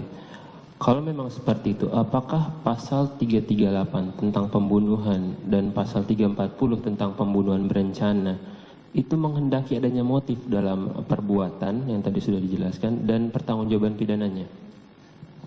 Yang mulia, sidang ini selalu disiarkan oleh beberapa stasiun TV. Saya mengikuti dari awal sampai akhir, kalau biasanya memang ini ada siaran langsung dalam sidang ini. Biasanya selesai sidang ini, saya mendengar beberapa komentator mengenai persidangan. Yang bikin saya tergelitik dalam hati, kadang-kadang komentator itu tidak mengerti apa yang dia komentari. Contoh konkret, ada komentator yang mengatakan bahwa pasal pembunuhan berencana itu membutuhkan motif. Itu menyesatkan. Sekali lagi, itu menyesatkan dan memberikan distorsi informasi.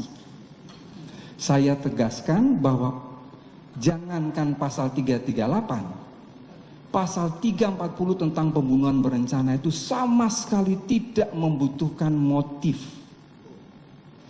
Kata-kata berencana yang ada di dalam konstruksi pasal 340 dalam konteks teori namanya dolus premeditatus.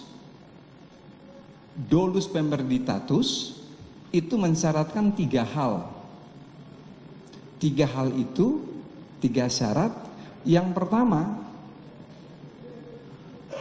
pelaku ketika memutuskan kehendak untuk melakukan itu dalam keadaan tenang. Kedua, ada tenggang waktu yang cukup antara memutuskan kehendak dan melaksanakan perbuatan. Dan yang ketiga, pelaksanaan perbuatan itu dilakukan dalam keadaan tenang. Jadi dolus premeditatus dalam konteks pasal 340 ini dia memberikan gap, memberikan batasan dengan pasal 338. Kalau pasal 338 itu delik pembunuhan biasa, yang dalam konteks teori kita katakan sebagai dolus repentinus. Sementara dolus premeditatus itu harus membutuhkan pemikiran yang matang. Tetapi saya tegaskan itu dia tidak membutuhkan motif. Demikian. Baik, ketegasan sekali lagi, pembunuhan dan pembunuhan berencana tidak menghendaki motif? Saya kira jawaban saya tegas dan jelas yang mulia. Sehingga mengapa saya sudah memfotokopi buat yang mulia, sejarah pembentukan pasal 340 KUHP di Belanda dalam bukunya Jan Remeling ini dijelaskan secara gamblang bahwa pasal 340 KUHP itu tidak membutuhkan motif. Meletakkan motif itu jauh di luar rumusan delik. Jadi Jan Remeling ini adalah dia hoogleraar ya, guru besar dari Rijksuniversiteit van Groningen, tapi juga Jaksa Agung Belanda waktu itu, yang doorberwijck bersama Hassewinkel Suringha menulis buku ini, dan kemudian dia mengutip pendapat Van Veen ketika perumusan pasal 340 KUHP di negeri Belanda yang kemudian diterapkan secara konkordasi beginselen ke dalam KUHP Indonesia. Di situ ada perdebatan, apakah kita mau merumuskan pasal pembunuhan itu sama dengan KUHP Jerman ataukah tidak. Kalau KUHP Jerman dia membutuhkan motif. Ini dijelaskan dalam halaman 171 bukunya Jan Remeling, sehingga kemudian dengan mengutip pendapat Van Veen dikatakan di situ bahwa rumusan pembunuhan dalam KUHP Jerman itu berlawanan dengan prinsip pembuatan undang-undang Belanda yang justru menempatkan motivasi pelaku sejauh mungkin dari rumusan delik. Jadi jangan capek-capek cari motif, karena pasal itu tidak membutuhkan motif. Jadi kalau nanti mungkin majelis yang mulia bersidang di tempat lain cerita soal pembunuhan berencana, kalau ada ahli pidana yang bilang harus memerlukan motif, suruh baca ulang mengenai sejarah pembentukan KUHP di Belanda. Demikian Yang Mulia. Baik saudara ahli, keadaan seperti ini sekarang.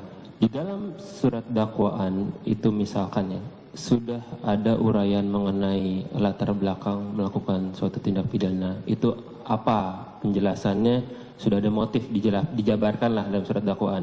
Kemudian dijabarkan juga mengenai unsur-unsur dalam pembunuhan berencana itu.